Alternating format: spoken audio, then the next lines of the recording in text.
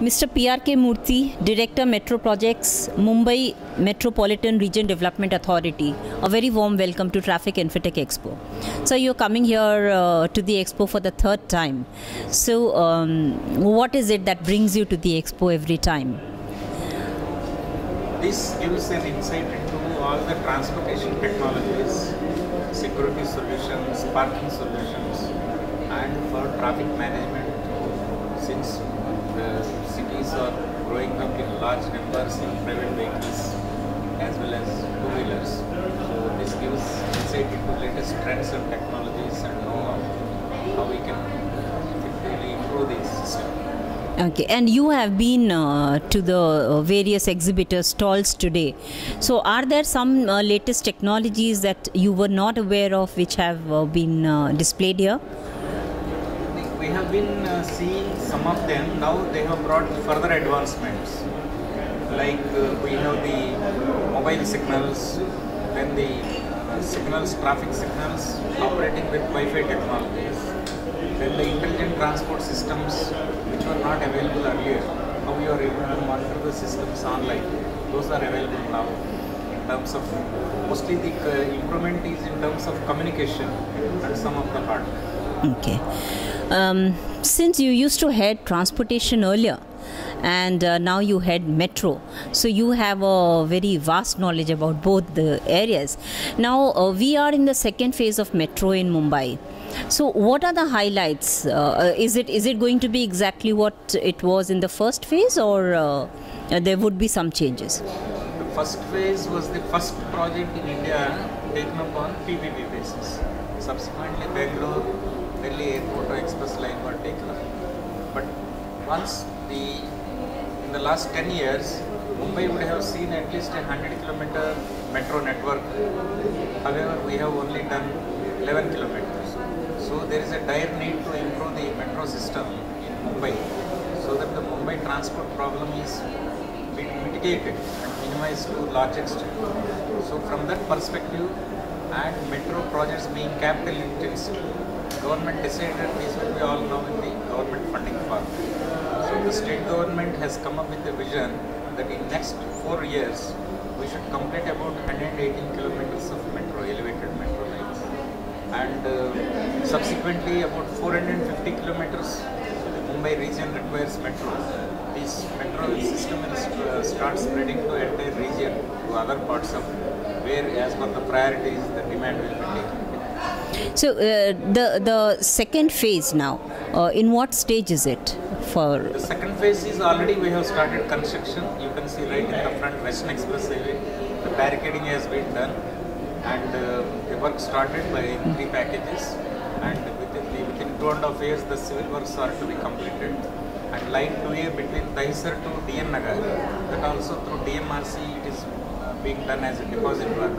DMRC is fully geared up and they have started the construction. But its ITS will be just like the first phase. It will be as yes. The multimodal transport system, traffic integration, everything will be more better than the line 1 system. So when can we expect it to be completely operational?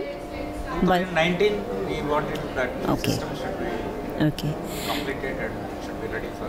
Okay, it's begun leading to a few traffic snarls already. So what is being done about that? See, when in 2004 and 5, this Western Express highway was only 2 lanes beyond Andheri. That time the traffic was very less, and the day we have widened to 14 lanes. This was done by MMRDA, 5 lanes in the main carriageway and 2+2 service road. So total 14 lanes traffic has been done, and with this the automobile zoom is so much that 8 to 10% compounding growth rate every year in the private vehicles has resulted in almost choking this highway. So almost perpetually 12 to 15 hours in a day, in a normal working day or even Saturdays, you find bumper to bumper traffic on this highway. It's really terrible. You can't even move the buses. If you have to move this number of demand, which is increasing day by day, you require 50 car lanes and about 14 bus lanes in each direction which we can take it in one metro line, which is occupying hardly about 2.5 meters of the road width. With this, we expect that about 70,000 people in one direction. That means 1,40,000 people will be able to freely accommodate. And there will be certain inconvenience during the construction. We are mitigating and minimizing the traffic management, traffic jams. We are in close coordination with traffic police. Traffic police require certain machinery which MMRDA have agreed to provide, like towing cranes, hippo cranes, then there are flashers, then we are providing the traffic wardens, then the Wi-Fi equipment, some of the mobile equipment like motorcycles, and the joint CP, the traffic department is fully cooperating with us, and both the municipal corporation and traffic police department. We expect that the work will be very efficiently completed. So, any technology in the second phase of metro that you can tell us that would make it very exciting, because there was such curiosity when the first one was coming. So, in the second, is there any technology improvement will be the government and MMRDA is aiming to provide a hassle-free travel to the commuters. So, we expect BST, suburban rail, metro, monorail, all having one ticket system.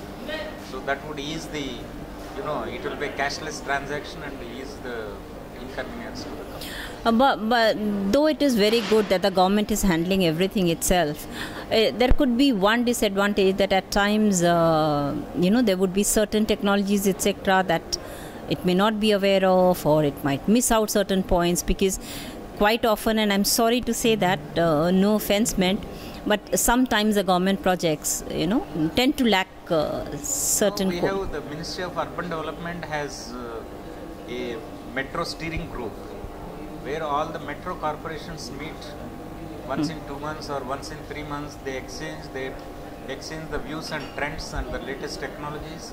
And DMRC is the pioneer in, they have completed more than 215 kilometers of metro network in the last 10-12 years.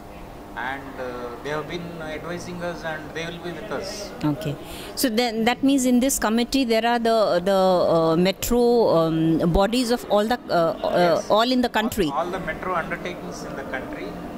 Whoever is implementing either light metro or heavy metro, all the people they will come on one platform and exchange them. Okay, so here just one thing: what challenges at the moment do you foresee that you would be facing?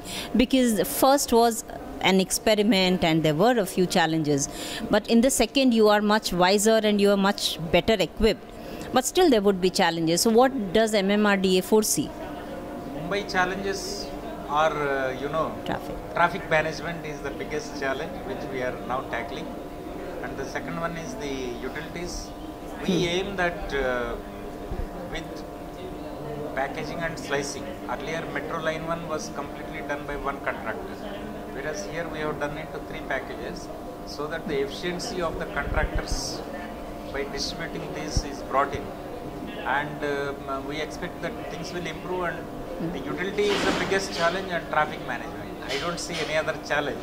Once we are out of this, the R&R, there are certain issues with resettlement and rehabilitation. Certain shops are there.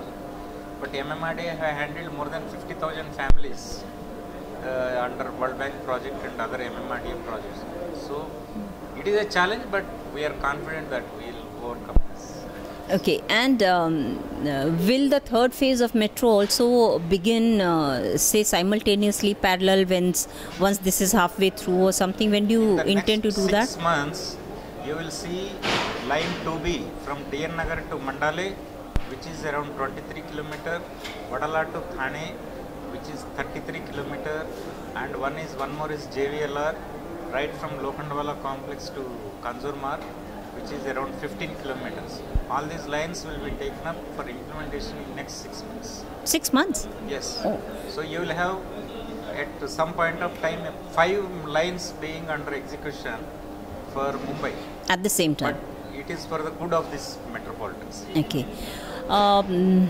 While metro has made a tremendous change in the travel habits in the first phase, monorail has not been so successful. Of course, it has seen quite a few breakdowns, etc. But apart from that, it hasn't been as successful as metro.